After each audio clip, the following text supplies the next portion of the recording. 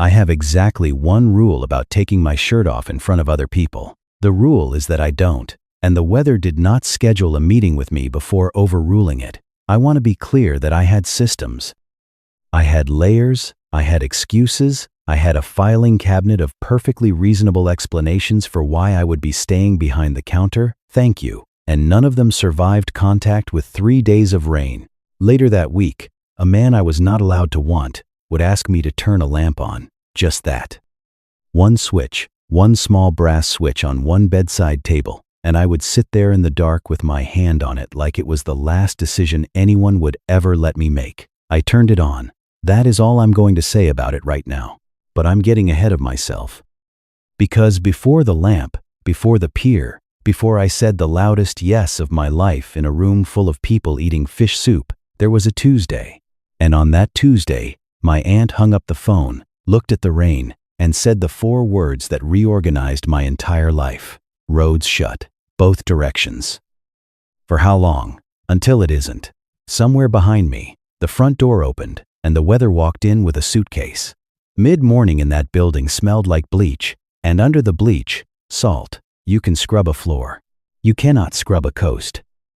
The laundry trolley had one wheel that squeaked on every left turn, and I could have fixed it in 10 minutes, and I never did, because the squeak told me where everybody was. 14 rooms, 11 of them full in the last week of the season, which was a small miracle nobody thanked us for.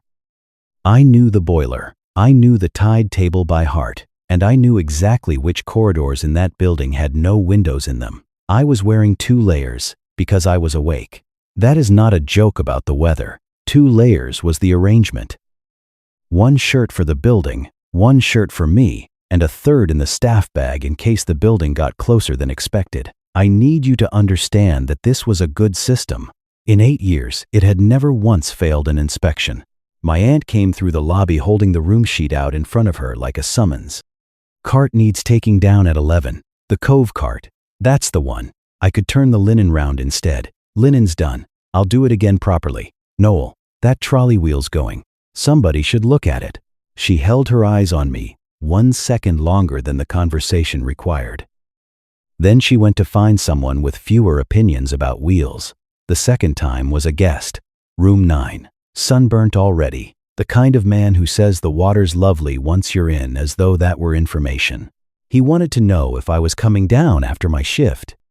I told him the Cove cart needs 2 people at the top of the slipway and only 1 at the bottom, which was true, and that I was the one at the top, which was also true, and that I had a delivery at 2, which was true on Thursdays. Come for a swim. Then. 10 minutes. Not today. Water's warmer than the air. I believe you. So, it's a whole thing.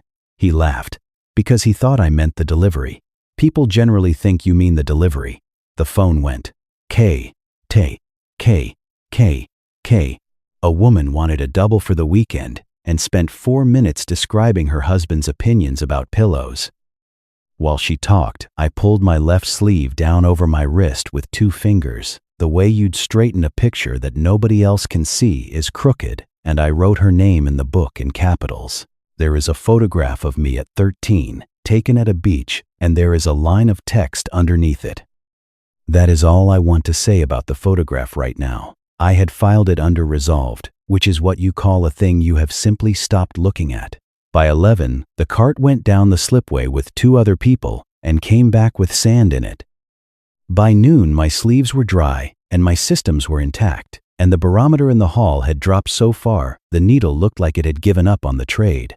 I had been running that same excuse since I was 13, and nobody had ever once asked to see the paperwork. The light went early that evening, the way it does when weather is queuing up offshore. Rain started on the annex roof at 6:30, polite at first. The gutter over the annex door had come loose in August, and when it rained it tapped the wall in a slow, even rhythm, like someone standing outside counting. Lost and Found lived in a cardboard box on the 3rd shelf of the annex cupboard. That week it held 1 flip-flop, 1 paperback swollen to twice its printed width, and a gray sweatshirt that could have comfortably fit 2 of me. I don't know who left it. Nobody ever came back for it. which I later decided was the only genuinely lucky thing that happened to me that year. I labeled it because I label things. A label is a promise that a thing has an owner and a deadline.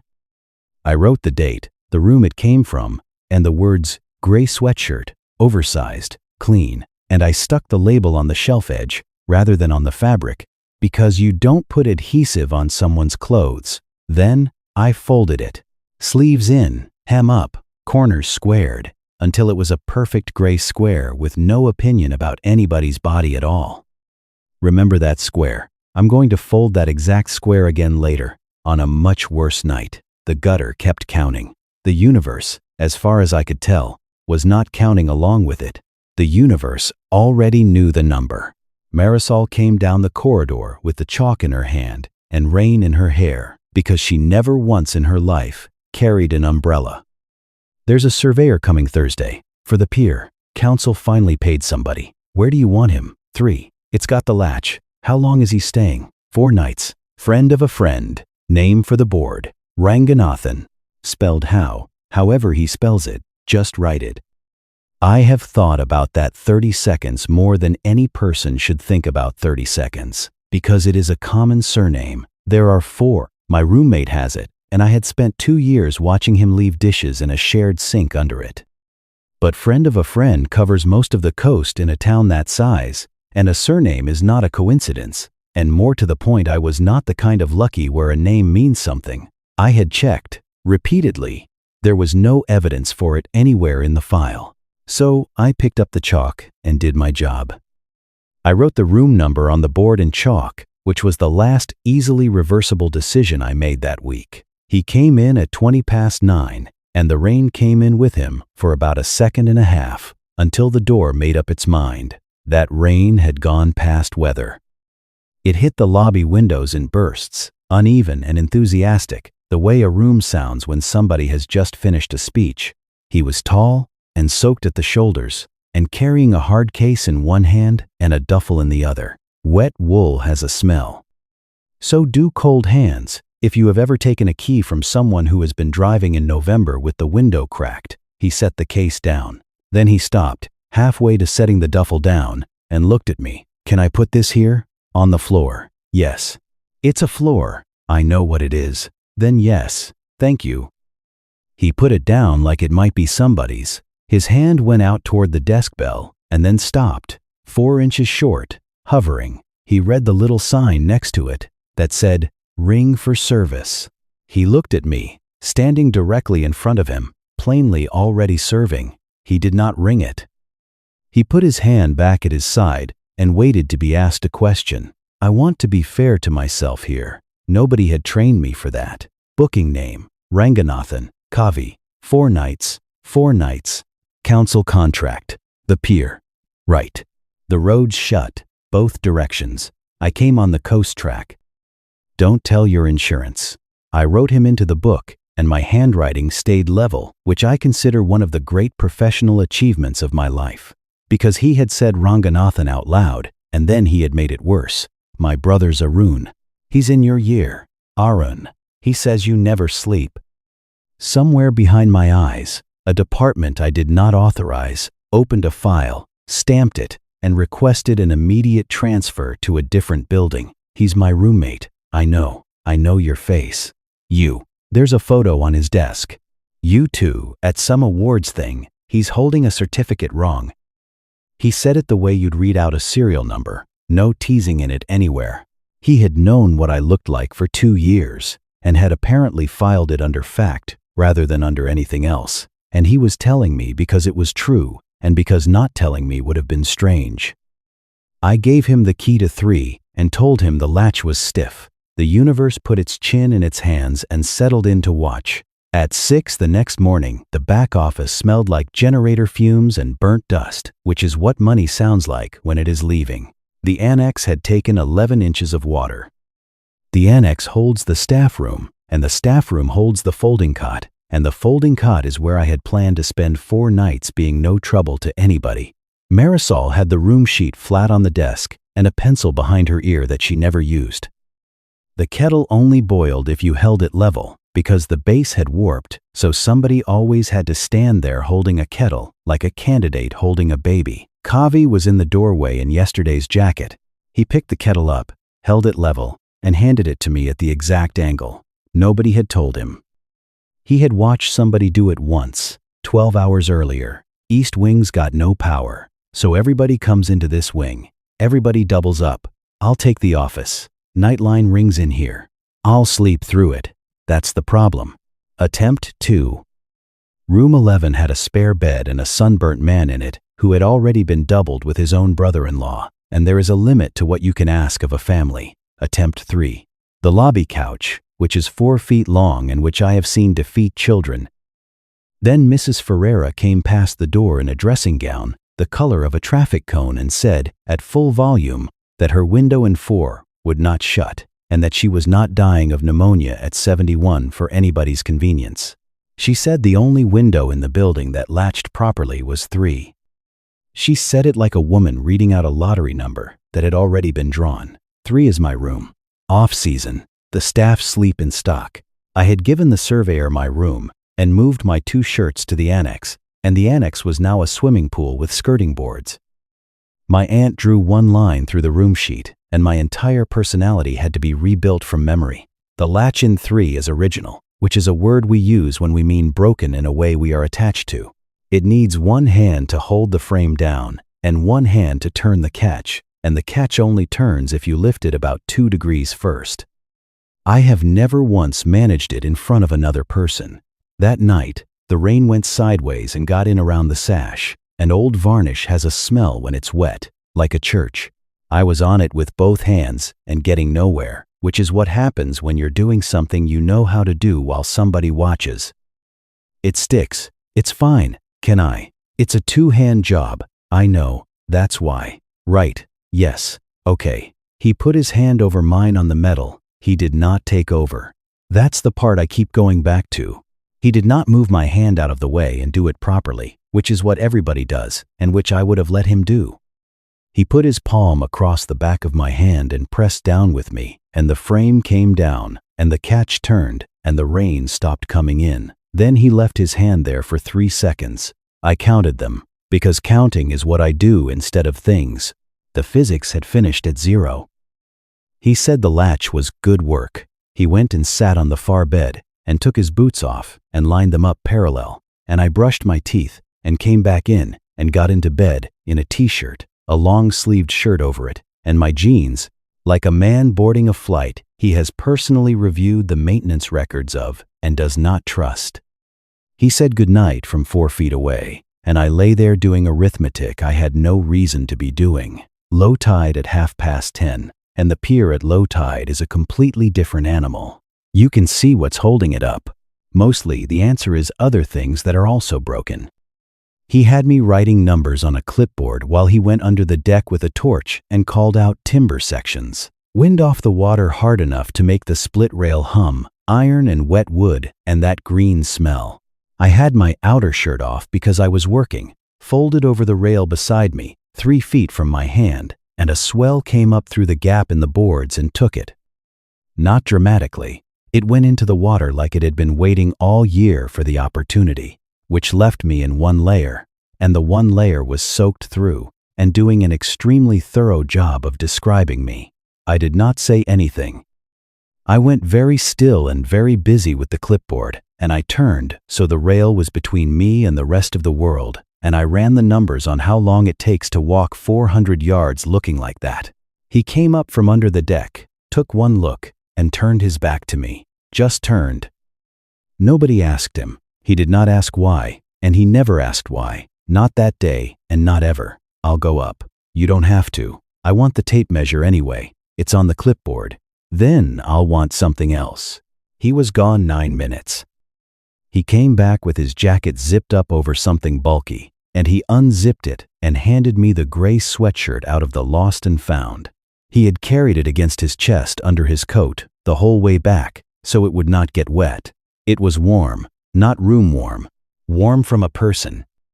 The sleeves were already pushed up, roughly, to about the length of my arms. He had done that walking. Then he turned around again and looked out at the water, and told me the tide would be back over the third stanchion by 1, and I got out of a wet shirt and into a dry one on an open pier in daylight, and nobody looked at me because he had made it so that nobody could.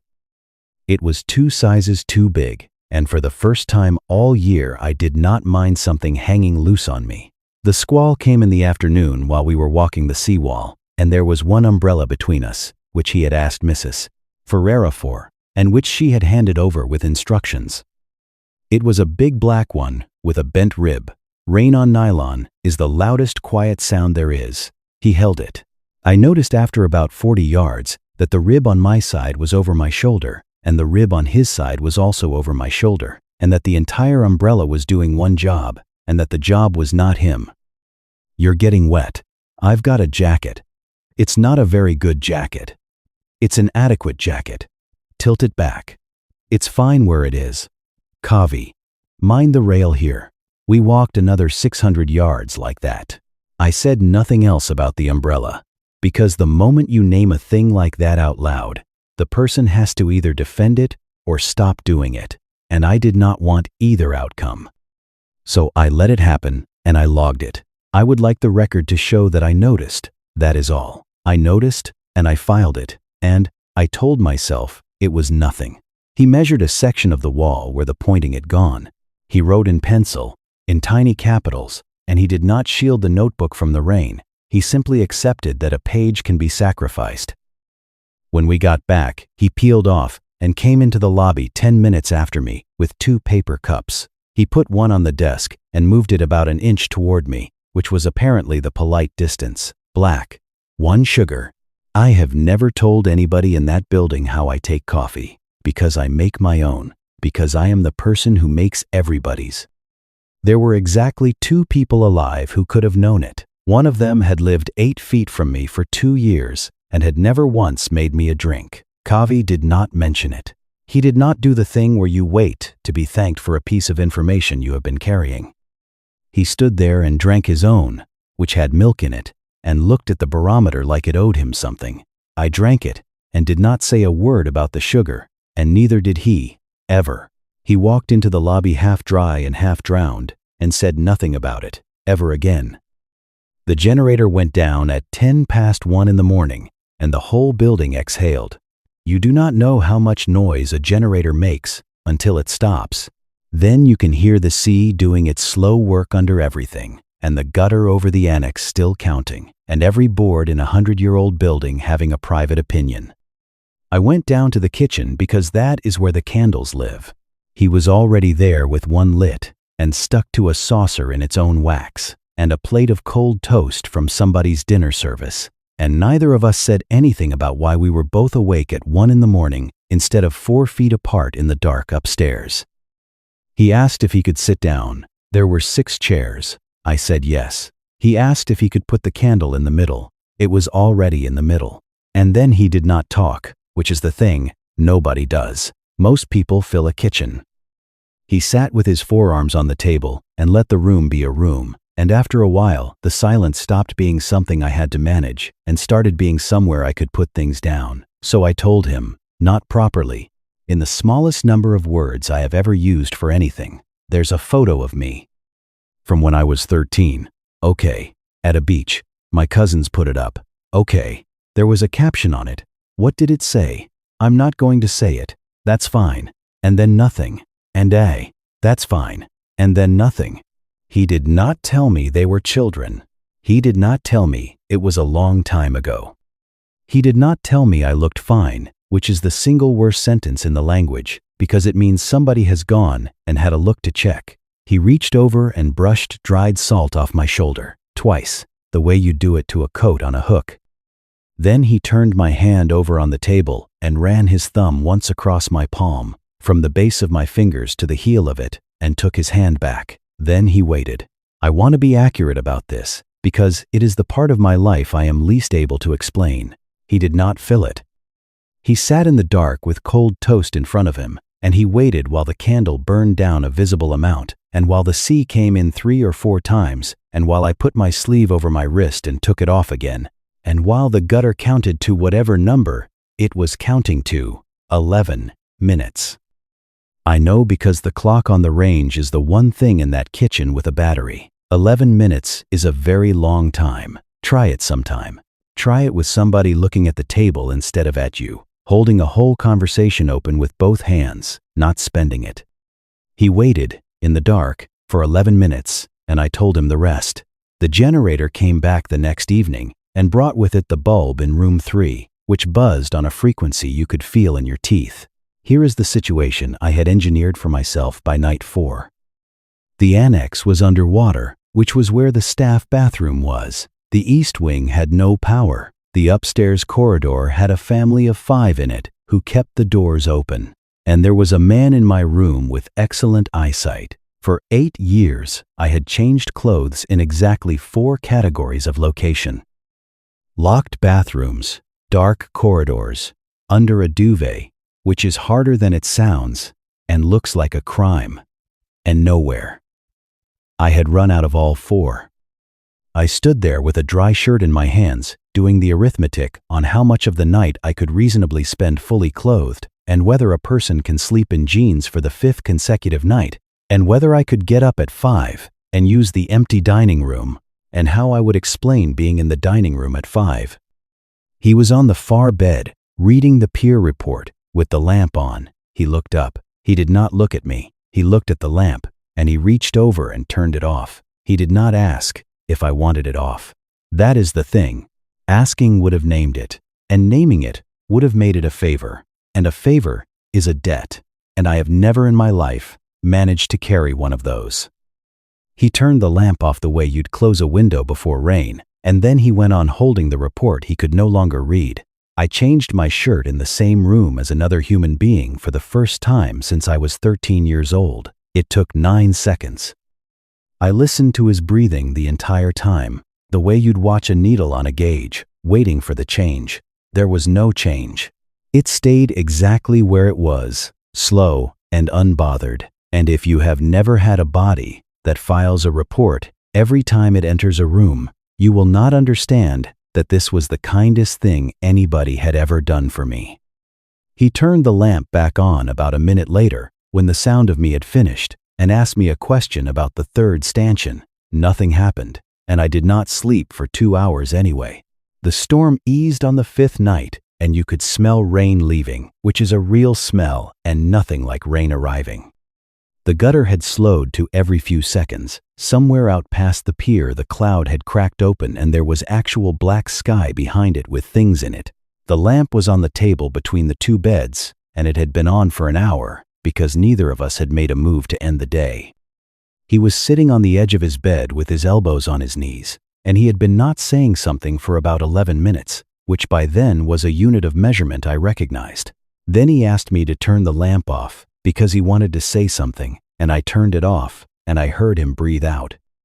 And then he asked for it back. Can you put it on again? The lamp. Yes. You just asked me to turn it off. I know. Is something wrong? No. Kavi, I need you to turn it on. And then he said this, and I have never gotten a single word of it wrong in 2 years, and I have tried. I'm the one who doesn't ask. That's my whole job in my family. Arun asks, my mother asks, the pier asks, and I show up with the right equipment, and I don't ask for anything, because if I ask for something then somebody has to carry it, and I've spent 24 years being extremely careful not to be carried. So this is going to come out wrong. I would like you to turn the lamp on, not because there's anything wrong with the dark. You were good in the dark. I'm asking because I have been in this room for 4 nights being very, very careful, and I am tired of being careful, and I want to look at you while I say this. Is this okay? Noel, is this okay? Now, I need you to understand something about that room, because everything I am is in the next 10 seconds, and none of it is dramatic. He had not asked to touch me. He had not asked me to take anything off, or to say anything, or to be anyone. He had asked for the light. He had asked for the one thing in that building I had spent 8 years making sure nobody ever got, and he had asked for it as a real question, flat, with a full stop on the end, so that no was an available answer and would have cost me nothing. That was the trap. There was no pressure in it anywhere. If he had pushed, I could have refused and gone on being exactly the shape I was. He had left the whole thing sitting in my hand. My hand was on the switch. It had been on the switch since before he started talking, which tells you something I was not ready to know yet. And I did not say yes, because yes was too small, and I did not trust my voice with it. The bulb in here buzzes. I know. It's not a flattering light. I don't need a flattering light. Right. Noel, give me a second. Take as long as you want. 8 years. 2 layers. 1 photograph with a caption under it. 1 filing cabinet. 1 system that had never failed an inspection because it had never once been inspected. I turned the lamp on. I did it myself. That is the entire event of this story, and I want it on the record that nobody reached across me and did it for me. My thumb, my switch, my room, my light. Then I looked at him in it, which was the second bravest thing, and he was already looking at me, and he had been for 4 nights, and there was nothing in his face that anybody could have mistaken for pity. He asked if he could, out loud, flat, like a real question. I said yes to that one with the actual word. We kissed with the light on. What happened after that belonged only to us. The road opened at 8:30, and you could hear it, because a road that has been shut for 5 days does not reopen quietly. Gravel under tires, all morning, that wet crunching sound like someone eating something they shouldn't. Arun came in at 9, 2 days early, with his hood up and his car keys already in his hand. We were on the stairs, not touching.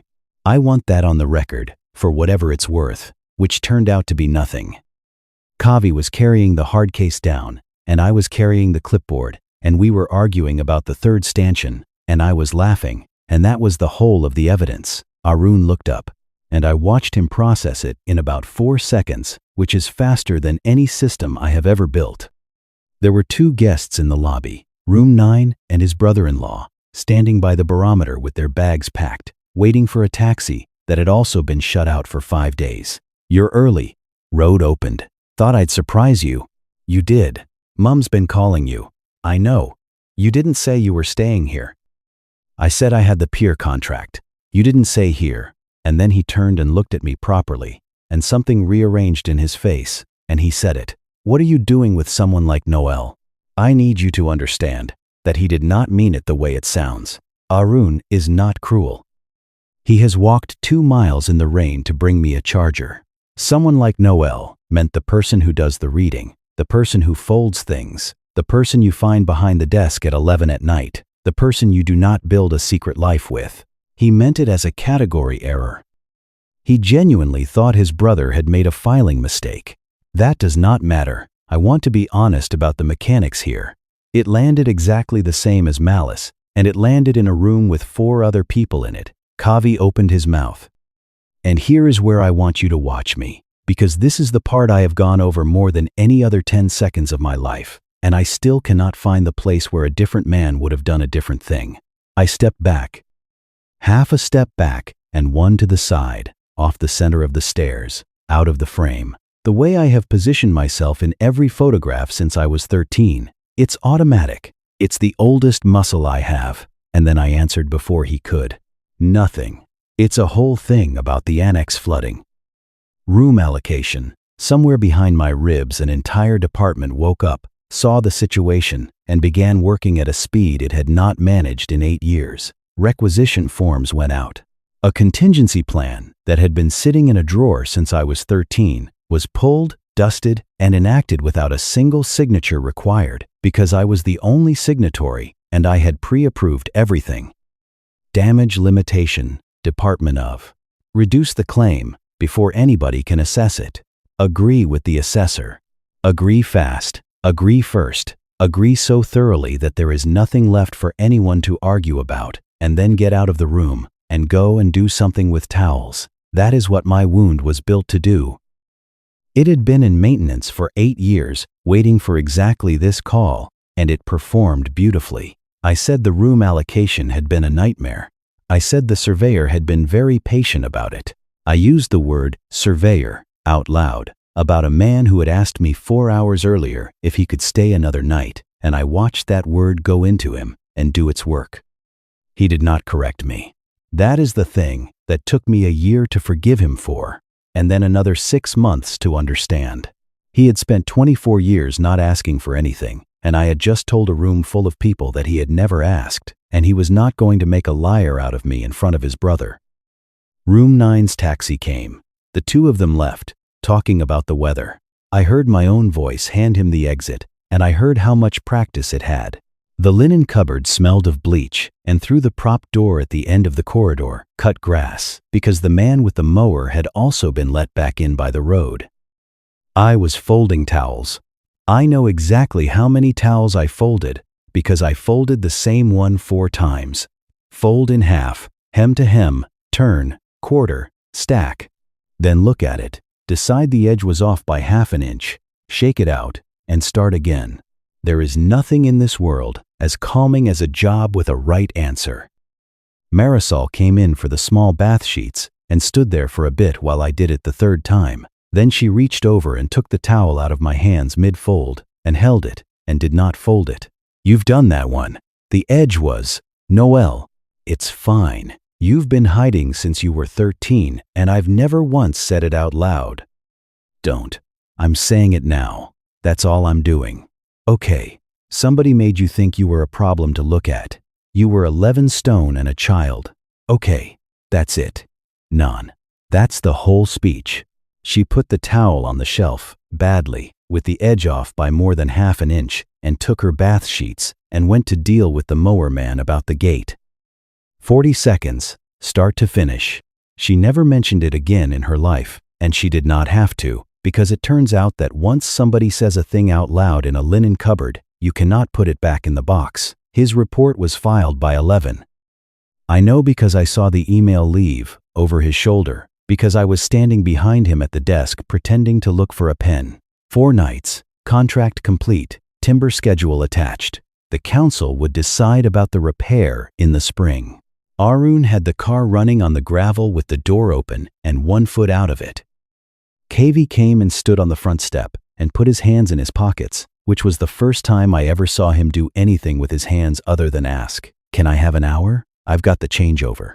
After the changeover, there's 4 arrivals at 2 and 1 at 4. Then tonight's the fire inspection paperwork. Noel, room 3's booked from Sunday anyway. I'm not asking about a room. I know what you're asking about. Then, can I have an hour? I don't think I can do an hour. He did not argue. That was his whole tragedy, and it was the mirror image of mine. He had asked once, properly, out loud, like a real question with a full stop, and he had been raised in a house where asking twice makes you a burden. He said, okay. He said he had left something upstairs, and I could keep it. He asked if he could shake my hand, and I said yes, and he did, and it was the most ordinary handshake of my life. The car horn went twice, and I found something urgent to do with a chalkboard. I went up to 3 at 9:30, after the arrivals, after the paperwork, after every single job in that building had been done to a standard nobody had asked for. The window latch caught first time. 1 hand. 2 degrees and over. 5 days of somebody else's weight on it, and the thing had learned how to hold itself, which I did not find funny at all at the time. Single occupancy. Takes 11 minutes. I stripped the far bed and put the mattress protector in the wash. I moved the lamp back to the middle of the table where it lives, when there is only 1 person to reach it. I took the second glass off the shelf and put it in the kitchen. I opened the window 9 inches to air the room, and I latched it again when I left, which is the correct procedure. The sweatshirt was folded on the chair, not left in a heap. Folded, badly, by a man who had watched me do it, and had tried. He had put it where I would find it, and he had not taken it with him. I did not put it on. I want to be very clear about that, because it would have been the easy version, and I was not, on that particular night, capable of being kind to myself in any way that involved my own body. I picked it up and I shook it out, and I folded it properly. Sleeves in, hem up, corners squared, until it was a perfect gray square with no opinion about anybody at all. Exactly the same fold as the first night, which tells you how little I had actually moved. I carried it down to the annex, which had 4 inches of standing water left in it, and I put it in the lost and found box on the 3rd shelf, and I wrote out a new label. I wrote his name on the label, then crossed it out, then wrote it again. Spring came, and the council decided in March, and by the end of the month, there was new timber stacked on the pier under a tarp, pale and square-edged and completely wrong next to everything around it. I went down at 5:30 in the morning, because that is the only hour in that town when there is nobody at all. Low tide, gulls arguing over something that had been a crab, wind coming straight off the water with no manners in it. I was wearing the sweatshirt. I had taken it out of the box in January. I would like to tell you which day, and I can, and I'm not going to, because I checked the label that morning, and his name was still on it in my handwriting, and I put it on anyway, and I wore it to work, and Marisol said nothing. I did not go in the water. I want to be accurate. There was no swimming, there was no plunge, there was no moment where I ran laughing into the Atlantic like a man in an advertisement for insurance. What I did was take it off. I put the sweatshirt on the timber stack, then the shirt under it. And I stood on that pier in the wind, in nothing above the waist, and I counted to 90, out loud, in a voice that shook on about 11 of the numbers. Nobody was there. That is the part people find disappointing. There was no audience, no proof, no photograph, and nothing about my body was different at the end of it than it had been at the start. 90 seconds is nothing. You can hold your breath that long. It was the hardest thing I had ever done, and I had to do it where nobody could see, which tells you exactly how much distance I still had left to cover. I got dressed. My hands were bad at it. I stood there another minute with the salt drying on me, and I thought about a man holding a kettle level without being asked. Then I went up to the office to find a phone, because there was a call I had been not making for 4 months. The water did not applaud, and I did it anyway. He got there before I called him. Of course he did. 6 o'clock in the evening, dining room, full occupancy for the first weekend of the season. 14 rooms, 31 covers, and a fish soup that Marisol had been reducing since 2. Cutlery going, chairs going, that specific dining room noise that is the sound of nobody listening to anybody. He came in with a duffel and a hard case, and rain on his shoulders again, because the coast has one weather. Arun was with him. Arun had driven him. I was at the pass with 4 plates on my arm, and I put them down on the wrong table and then moved them, which is the only mistake I made in service that entire year. Can I put this here? On the floor? Yes. It's a floor. I know what it is. Then yes. I requested the repair contract. The pier repair. 90 days, starting Monday. You requested it. I asked for it. Out loud. In an email. To 3 people. Arun stood behind him with his hands in his pockets and his jaw set. And I watched him decide to do it here, in front of everybody.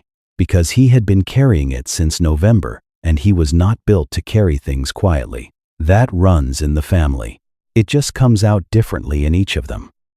You could have told me, I know, in November, on the stairs. You could have just said it. You asked me what I was doing with someone like Noel, in front of him. And this is the bit I did not expect, and it is the reason I have never been able to be properly angry at Arun for longer than about a day. He did not defend it. He did not say he had not meant it like that, which was true, and which I had already worked out myself. He stood in a room with 11 guests in it, and got it wrong out loud, in public, which is much harder than getting it right in private. That's not what I was asking. It's what you said. I know what I said. Then, say the other thing. You had a whole life here. 5 days, my brother and my roommate, and a building I've never even been in. Arun. Nobody invited me. 31 people continued eating soup. That is the thing about doing this in a dining room. The world does not stop. It just gets slightly quieter at the nearest 4 tables. Kavi answered his brother's question then. Properly, at the volume you would use to ask someone to pass the salt, with no shake in it anywhere. You asked what I'm doing with someone like Noel. I'll answer it now. I've been doing this job 11 years. Nobody in our family has ever asked me what I want, because I made sure they'd never have to, he asked. First week, before there was anything in it for him. He said Noel keeps a level kettle in a building where nothing else in it works. He said Noel had told him something true in a dark kitchen, and had not asked for a single thing in return, which he had not known was possible. He said he had spent 5 days in a small room being careful, and one night not being careful, and he had gone home in a car with his brother and had thought about it every day for 4 months and had then filled in a form. That's what I'm doing. I'd like you to be all right with it. If you're not, I'm still doing it. And Arun, who is 21 and who has never in his life managed to be wrong gracefully, said fine, and then said sorry, and said it badly, to me, over the top of a breadbasket. It came out sideways, and half of it was about the car park. It was completely honest, and it was the worst apology I have ever received, and I have kept every word of it. So, that was his half. Mine was worse, and I need you to understand why, because from the outside, my half looks like nothing at all. He had done the hard thing. All that was left for me was to be visible while he did it. I had been standing behind him, not deliberately. My body had put itself half a step back and to the side, off-center, out of frame, because that is the oldest muscle I have, and it works whether I authorize it or not. He turned around and held his hand out, palm up. He did not reach for me. He did not take my wrist and pull me forward, and